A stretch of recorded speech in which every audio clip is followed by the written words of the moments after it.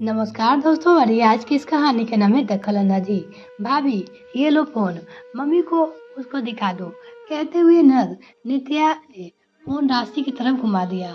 अरे बहू, ये क्या खिला रही हो मेरे राजकुमार को? अरे कुछ अच्छा बनाकर खिलाया कर, ये नहीं कि जरा कुछ घर का पका कर बना ले। जब देखो ये मार्केट की चीजें ले आती है। देखो मेरा लाल कितना दुबला पतला हो गया है। सुनंदा जी गुस्सा करते हुए अपनी बहू से बोली, माँ, कुछ ये मन में खा लेता है, फिर ये सब प्रोडक्ट बने ही बच्चे के लिए होते हैं। मैं लाख दाल पानी खिला दूं, नहीं खाता है। और तो और सबके सेब उबाल कर मैश कर देने को कहा, जब दिया तो सारा उल्टी कर दिया। इसलिए नुकिंज ने भी कह दिया कि जो मन से खाता है वही खिलाया करो। राशि चम्मच से उसके मुंह में खाना डालते हुए अपनी सासुमा सुनंदा जी से बोली। सुनंदा जी हर दिन फोन लगा देती और घंटों को उसको देखने और प्यार जताने में लगी रहती, और साथ ही साथ राशि को सैकड़ों हिदायतें देती रहती। राशि उसकी बेटी थी। एक दिन सुबह सुबह ही सुनंदा जी का फोन आ गया और नित्या कॉलेज जाने के लिए तैयार हो रही थी। वो अपने तो वो फोन राशि को देकर कॉलेज के लिए तैयार होने वो कमरे में चली गई। राशि रसोई में सुबह का नाश्ता और टिफिन तैयार करने में व्यस्त थी। सभी के लिए नाश्ता और टिफिन बना रही थी। ये क्या बना रही हो बहू? अरे अच्छी तरह से सब्जी पराठे बनाकर दिया करो मेरे बच्चे को। अपने बच्चे की तरह ही कुछ ही खिलाती रहती हो, उसकी सास बोली। अब क्या पोहा खाकर जाएंगे मेरे बच्चे? सुनंदा जी ने राशि को पोहा बनाते देखकर वो अपनी बहू राशि से बोली। राशि कुछ नहीं बोली, गुस्सा भी आया, पर वो सुबह सुबह अपना मूड खराब करना नहीं चाहती थी, इसलिए अपने सास को कुछ नहीं बोली। लगभग घंटे भर हिदायतें देती रही। निकुंज और नित्या के जाने के बाद वो कुछ को खिलाकर थोड़ा आराम करने के लिए जा ही रही थी कि कॉल बेल बज उठा। तो फिर वो अभी 11 बजे कौन आया होगा? राशि सोचने लगी। कुछ को गोद में लिए जैसे ही दरवाजा खोला, सामने अपने बचपन की दोस्त को देखकर हैरान रह गई।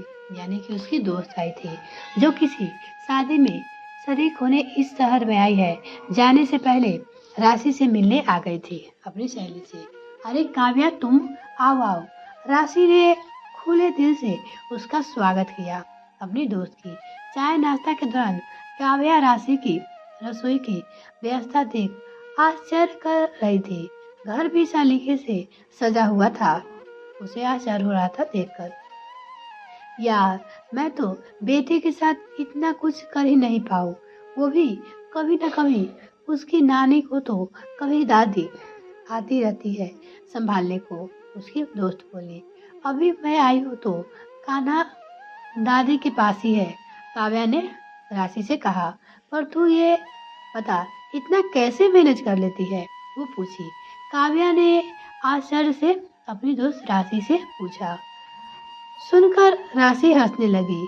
मेरे घर में सीसीटीवी लगा हुआ है जिसका स्क्रीन मेरी सासी माँ के पास है, राशि ने मायूस होकर कहा।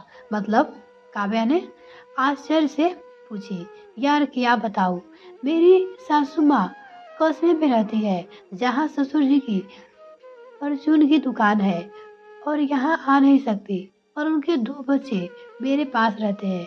मतलब मेरा पति और मेरी ननद यहाँ कॉलेज में दाखिला लेकर हमारे साथ ही रहती है।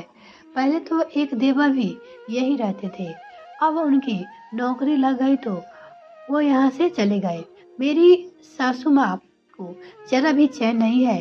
पहले वो मैं क्या करती नहीं करती देवर को फोन कर पूछती रहती थी, घंटों वीडियो कॉल पर हिदायतें देती रहती थी, और बेटे को ये पसंद है, ये बनाकर दिया कर।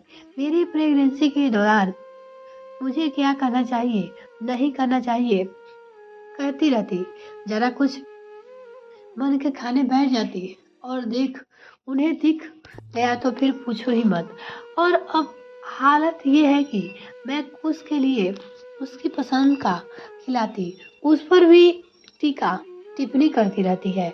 मुझे कभी कॉल नहीं करती, पर पति और देवर के फोन लगाकर मुझसे बात करती थी। अब ननद को फोन कर कहती कुछ को देखना है, और फिर कहना ही कितना दुबला पतला है मेरा बाबू, लगता मम्मी ठीक से खिलाती नहीं। और तो और उनके बच्चे की फरमाइश भी पूरी करने को कहती, और बहाने से यहाँ की एक एक चीज पे नजर रखती। मैं सच में उनकी इस आदत से थक गई हूँ। राशि ने हताश होते हुए अपनी फ्रेंड से कही, ये तो वाकई अजीब बात है। तू कहती क्यों नहीं आपको कि आकर यहाँ आते अपने बच्चे को संभाले, तो मैं अपने बच्चे को अच्छे से खिला पिला लेती, कर मोटा कर दूंगी। ये तो तेरी न बोर नहीं होती हर दिन अपनी माँ से बात कर? काव्या ने अपने दोस्त से पूछा। होती होगी, तभी तो फोन मेरे पास छोड़ जाती है। उस किसी के साथ रहता नहीं तो वो कहती दादी पोते को देखना चाहती है, उसे दिखाने के बहाने फोन रख फ्री हो जाती है, राशि ने कहा। राशि, अब जो तेरी ननद सास का फोन लेकर आए तू कह दिया कर आप ही दिखा दो, और तो और तू काम में व्यस्तता जता दिया कर। वो बोली, नहीं तो कह दे कि जब तू फ्री होगी फोन कर लेगी। जब तक तू कुछ बोलेगी नहीं वो ऐसे ही करती रहकर रहेगी।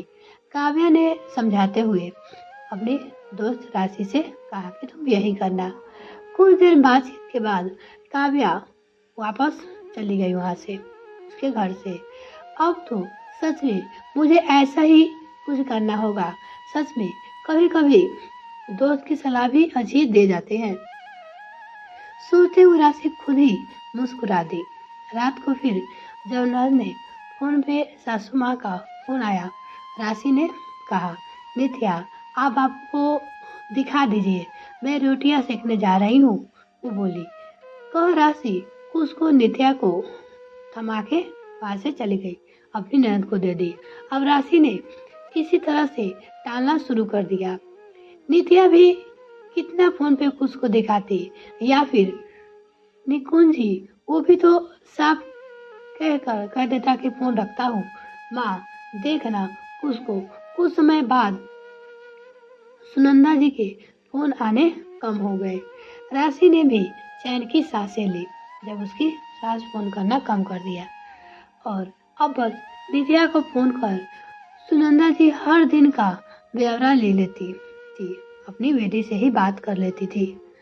दोस्तों, कुछ सासू माँ सच में दूर रहकर भी बहू की गृहस्थी में दखलंदाजी से परहेज न करती, और राशि भी इससे परेशान हो चुकी थी अपनी सास से, पर कुछ सोचता नहीं था, करे तो क्या करे।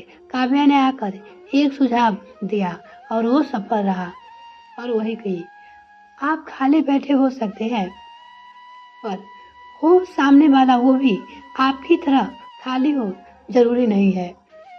ये सोचकर ही किसी को फोन कर परेशान करे और किसी के घर का सीसीटीवी ना बने। यह कहानी आपको कैसी लगी कमेंट सेक्शन में जरूर बताइएगा। वीडियो को देखने के लिए बहुत बहुत धन्यवाद। अगर आपने मेरे चैनल सब्सक्राइब नहीं किया तो प्लीज़ सब्सक्राइब कीजिए, साथ ही बेल आइकन पर ताकि मेरे और वीडियो का नोटिफिकेशन सबसे पहले आपको मिल सके।